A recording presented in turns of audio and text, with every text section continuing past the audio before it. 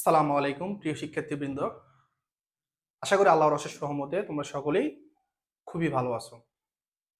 তোমাদের উচ্চতর গণিতের দ্বিতীয় যে অধ্যায়টি আছে অর্থাৎ বীজগাণিতিক রাশি, ওই অধ্যায়ের তিনটি টপিক নিয়ে আজকে আমি তোমাদের সাথে আলোচনা করব। সেই তিনটি টপিক হলো সমমাত্রিক বহুপদী, চক্র ক্রমিক বহুপদী, আর একটা হচ্ছে চক্র প্রতিসম বহুপদী।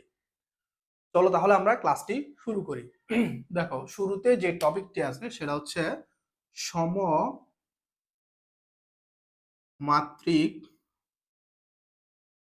বহুপদী। সমমাত্রিক বহুপদী কি? যে বহুপদীর যে বহুপদীর যে বহুপদীর প্রতিটি পদের মোট যে বহুপদীর প্রতিটি পদের মোট ঘাত সমান। যে বহুপদীর প্রতিটি পদের চলকের মোট ঘাত সমান। দেখো, শুরুতে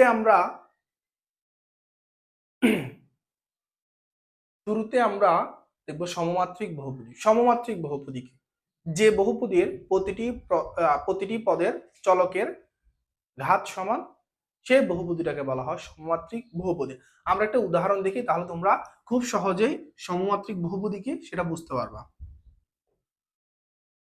2x² plus 4xy² plus y³ plus 5x³। দেখো, মনে করো এটা একটা বহুপদী, বা এখানে আমি মনে করো আরো একটা চলক নিয়ে আসতে পারি, সেটা হচ্ছে এক্স। যদি আমরা জেড স্কয়ার নিয়ে আসি, সাপোজ মনে করো এটা হচ্ছে আমাদের একটা বহুপদী। যেমন এখানে কয়টা পদ আছে? একটা, দুইটা, তিনটা, চারটা। তাহলে এটা এখানে কি একের অধিক পদ আছে। এক বা একাধিক পদ নিয়ে গঠিত বীজগাণিতিক রাশিকে কি বলে? বহুপদী বলে। এখন দেখো, এই বহুপদীতে চলক কে কি আছে? এখানে চলক তোমার এক্স আছে, ওয়াই আছে, জেড আছে। এখানে এক্স ওয়াই জেড তিনটা চলকে এখানে কি এই বহুপদীতে আছে। তাহলে এখানে এই যে প্রথম পদ, দেখো প্রথম পদের মোট চলকের ঘাত কত সেটা আমরা দেখব। প্রথম পদে আমাদের দুইটা চলক আছে, একটা হচ্ছে এক্স, একটা হচ্ছে তোমার ওয়াই। তাহলে দেখো, প্রথম পদে যে এক্স চলক আছে, এক্স চলকের ঘাত কত? 2। আর ওয়াই চলকের ঘাত কত? 1। তাহলে যে প্রথম পদে চলকের মোট ঘাত কত? মোট মানে কি? সবগুলা চলকের ঘাতের সমষ্টি। তাহলে মোট ঘাত কত হবে? 2 যোগ 1। তাহলে কত হবে এখানে? 3। আবার দেখো যে দ্বিতীয় পদে চলক কে আছে? তোমার এক্স আছে, ওয়াই আছে। আর এক্স চলকের ঘাত কত? 1। ওয়াই চলকের ঘাত কত? 2। তাহলে দ্বিতীয় পদে চলকের মোট ঘাত কত? মোট ঘাত হচ্ছে 1 যোগ 2 3। আবার দেখো এখানে শুধুমাত্র কি ওয়াই ওয়াই চলকে আছে, আর কোনো চলক নাই। তাহলে ওয়াই চলকের ঘাত কত? 3। এখানে দেখো এক্স আছে, জেড আছে। তাহলে এক্স চলকের ঘাত হচ্ছে 1 আর জেড চলকের ঘাত হচ্ছে 2। তাহলে এখানে মোট ঘাত কত? 3। তাহলে দেখো, এই যে বহুপদী, এই বহুপদীর যে চারটা পদের মধ্যে কিন্তু চলকের মোট ঘাত দেখো তো একই না? প্রথম পদেও 3, দ্বিতীয়টাতেও 3, তৃতীয়টাতেও 3, চতুর্থটাতেও কত? 3। তাহলে এই ধরনের বহুপদীগুলোকে বলা হয় সমমাত্রিক বহুপদী। যে বহুপদীতে প্রতিটা পদে চলকের মোট ঘাত একই হয়, ওই বহুপদীটাকে বলা হয় সমমাত্রিক বহুপদী। তাহলে আশা করি তোমরা সমমাত্রিক বহুপদী কি বুঝতে পারছো। এরপর আমরা দেখব চক্রক্রমিক। চক্রক্রমিক চক্রক্রমিককে তোমরা সহজে মনে রাখতে পারো চাকা দিয়ে। অর্থাৎ চক্রক্রমিক মানে হচ্ছে, তোমরা সহজে মনে রাখবে চাকা। চক্রক্রমিক মানে চাকা। এখন আমরা শুরুতে একটা চাকা আঁকিনি। দেখো, আমরা সবাই গাড়ির চাকা দেখছি, এবং গাড়ির চাকা কিভাবে ঘুরে? একটা নির্দিষ্ট দিকে ঘুরে। মনে করো একটা গাড়ি যদি সামনের দিকে যায়, তখন চাকাটা কিভাবে ঘুরবে? দেখো তো, চাকাটা কিভাবে ঘুরবে না? তাহলে চাকাটার ঘূর্ণন কি? একই দিকে। চাকাটা ঘূর্ণন কি? একই দিকে। কখনো কি এমন হবে যে চাকাটা একবার এভাবে ঘুরার পর পরবর্তী আবার উল্টা ভাবে ঘুরবে? না, উল্টাভাবে ঘুরবে না। একটা গাড়ি যখন সামনের দিকে যায় তখন চাকার প্রতিটা ঘূর্ণনে কিন্তু কি এভাবেই হবে। তাহলে দেখো এখানে যদি তাহলে এই চাকার মধ্যে মনে করো আমরা 3টা পয়েন্ট চিহ্নিত করে নিই।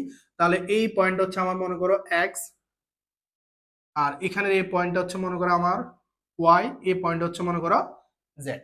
তাহলে একটা চাকা যখন ঘুরবে তাহলে দেখো তো এক্স থেকে চাকাটা এভাবে তো ঘুরতেছে, চাকাটা এভাবে যখন ঘুরবে তখন দেখো এক্স থেকে কোথায় যাবে চাকাটা, ওয়াইতে। এক্স থেকে কোথায় যাবে, ওয়াইতে। এবার ওয়াই থেকে কোথায় আসবে, জেড এ আসবে। এবার জেড থেকে কোথায় যাবে, জেড থেকে যাবে এক্স।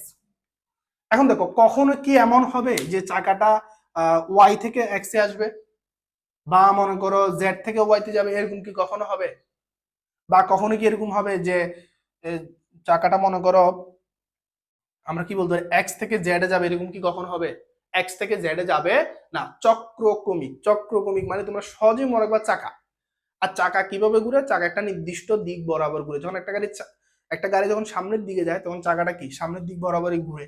তাহলে সামনের দিক বরাবর যদি ঘুরে তাহলে দেখো এক্স থেকে ওয়াই, ওয়াই থেকে জেড, জেড থেকে এক্স। তাহলে এই যে সিরিয়ালটা, এই সিরিয়ালটাকে বলা হয় চক্রক্রমিক। চক্রক্রমিক। এখন দেখো যে চক্রক্রমিক আমাদেরকে মনে করো কতগুলো মান দেওয়া আছে, আমাদেরকে একটা বহুপদী দেওয়া থাকবে, দিয়ে বলবে যে এটা চক্রক্রমিক কিনা, সেটা আমরা কিভাবে বুঝবো? যেমন দেখো এখন দেখো আমি যদি এখানে এক্স এর জায়গায় যদি আমি ওয়াই কে বসাই, আর ওয়াই এর জায়গায় যদি আমি জেড কে বসাই, আর জেড এর জায়গায় যদি আমি এক্স কে বসাই, তাহলে কি হবে? অর্থাৎ ওয়াইটাকে আমি এখান থেকে এখানে নিয়ে আসলাম এক্স এর জায়গায়, আর এক্সটাকে জেড এর জায়গায় নিয়ে গেলাম, জেডটাকে কোথায় নিয়ে গেলাম, এক্স এর জায়গায় নিয়ে গেলাম। তাহলে এখন আমরা দেখব যে শুরুতে আমরা যে মানটা পাইছি এখন আমরা সে মানটা পাবো কিনা। তাহলে দেখো চাকাটা তো কি পূর্বের নেই, এখনো কি এভাবে তো ঘুরতেছে নাকি?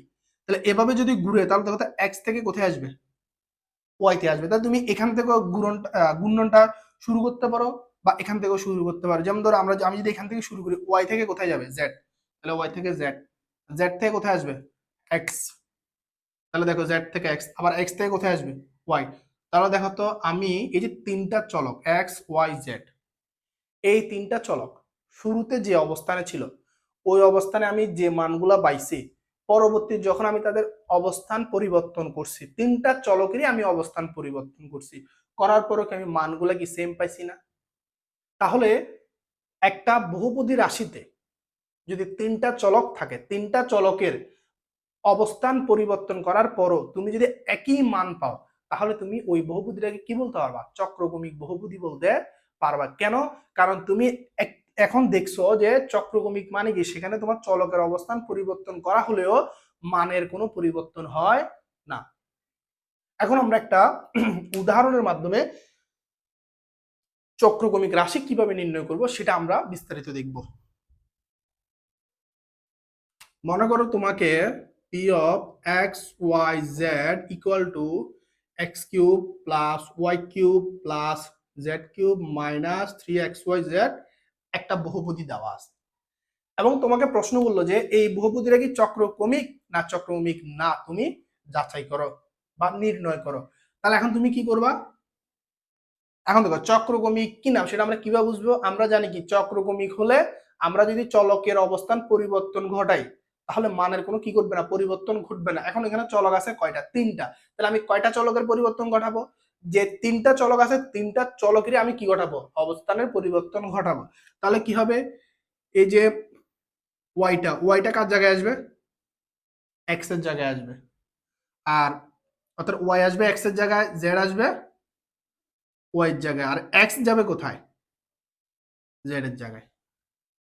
এখন দেখো তাহলে আমরা কি করলাম, দ্বিতীয়টাকে প্রথমটার জায়গায়, তৃতীয়টাকে দ্বিতীয়টার জায়গায়, আর প্রথমটাকে তৃতীয়টার জায়গায় আমরা কি করলাম, বসাইলাম। এখন দেখো বসানোর পর আমরা কি মান পাই। তাহলে এখন দেখো এক্স এর জায়গায় আমরা কাকে বসেছি, ওয়াই। তাহলে এটা কত হবে, ওয়াই কিউব হবে। যেহেতু আমরা এক্স এর জায়গায় ওয়াই কে বসেছি, এ পাশেও কি হবে, এক্স এর জায়গায় ওয়াই বসে যাবে।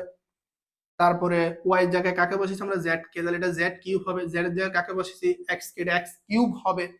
তারপরে মনে করি এখানে এক্স এর জায়গায় বসেছি ওয়াই, ওয়াই এর জায়গায় জেড, জেড এর জায়গায় এক্স। এখন দেখো আমরা যদি এটাকে একটু সাজিয়ে লিখি, x cube plus Y cube plus Z cube minus, আর এটাকে যদি আমরা সাজিয়ে লিখি কি পাই, 3xyz। এখন দেখো তো আমার এই লাইনের সাথে এই লাইনের মানের কোনো পরিবর্তন হয়েছে? হয়নি। বা চিহ্নের কোনো পরিবর্তন হয়েছে? তাও হয়নি। তাহলে দেখো পি অফ, সুতরাং আমরা বলতে পারি না P of X Y Z সমান কত? P of Y Z X. তাহলে দেখো P of X Y Z আর P of Y Z X দুটো সমান আসছে না? মানের কোনো পরিবর্তন হয়েছে? হয় না। অতএব আমরা বলতে পারবো যে P of X Y Z একটা কি রাশি? চক্রক্রমিক রাশি। আর রাশিটা যদি চক্রক্রমিক না হয় তখন তোমার এখানে কিন্তু মানের পরিবর্তন হবে, অর্থাৎ এটা তুমি ইকুয়াল পাবা না, নট ইকুয়াল আসবে। যদি নট ইকুয়াল আসে তখন তুমি বলবা এটি চক্রক্রমিক না, আর যদি ইকুয়াল আসে তাহলে তখন তুমি বলবা এটি একটি চক্রক্রমিক রাশি। এখন আমরা দেখব চক্র প্রতিসম। চক্র প্রতিসম বহুপদী।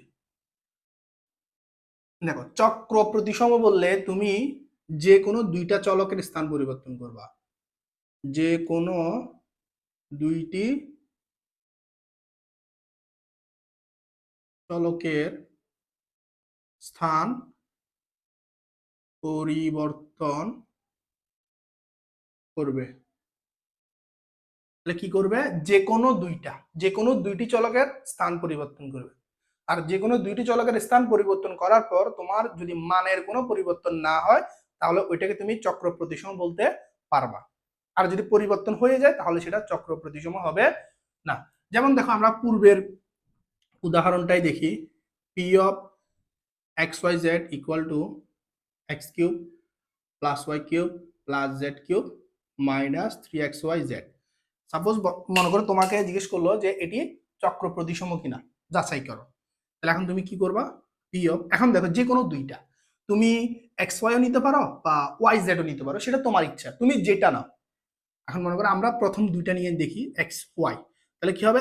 এক্স এর জায়গায় ওয়াই যাবে, ওয়াই এর জায়গায় এক্স আসবে, তাহলে ওয়াই এক্স, আর জেডটা জেড এর মতো থাকবে, জেড এর কোনো পরিবর্তন ঘটানো যাবে না। তাহলে এটা কি হবে?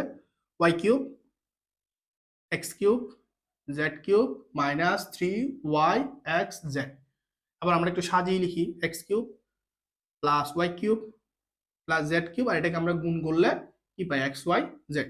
তাহলে দেখো দুইটি চলকের স্থান পরিবর্তন করার পরও আমরা মানের কি কোনো পার্থক্য পাইছি? মানের কোনো পার্থক্য পাই নাই, অর্থাৎ মান একই আছে।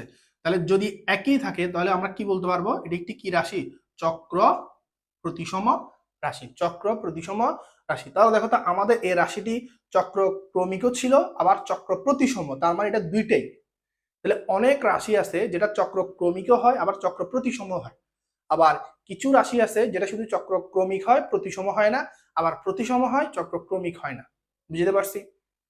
তাহলে পরীক্ষা তোমাকে দেখা যাবে কোনো অঙ্কে দুইটাই তোমাকে জিজ্ঞেস করছে, তখন দুইটাই করে দেখাইতে হবে, আর যদি একটা চায় তাহলে তুমি একটাই করে দেখাবা। তাহলে চক্র ক্রমিক আর চক্র প্রতিসমের মধ্যে পার্থক্য কি?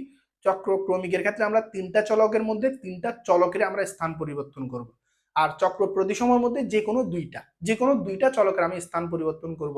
সেটা হতে পারে প্রথম দুইটা, হতে পারে মনে করো শেষের দুইটা, হতে পারে প্রথমটা এবং শেষটা, সেটা আমার ইচ্ছা, পুরোটাই আমার উপর নির্ভর করবে যে আমি কোন দুইটা চলকের স্থান পরিবর্তন করব। তাহলে এভাবে খুব সহজে আমরা একটি বহুপদী রাশি সেটি কি চক্রক্রমিক হবে না চক্র প্রতিসম হবে নাকি উভয় হবে সেটা আমরা নির্ণয় করতে পারবো।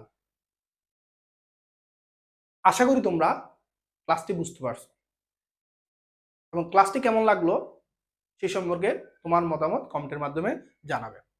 আর ক্লাসের কোনো অংশ যদি তুমি বুঝে না থাকো সেটি তুমি অবশ্যই জানাবে, ইনশাল্লাহ আমি তোমাদের পরবর্তীতে সেটা বুঝিয়ে দেওয়ার চেষ্টা করব। আসসালামু আলাইকুম।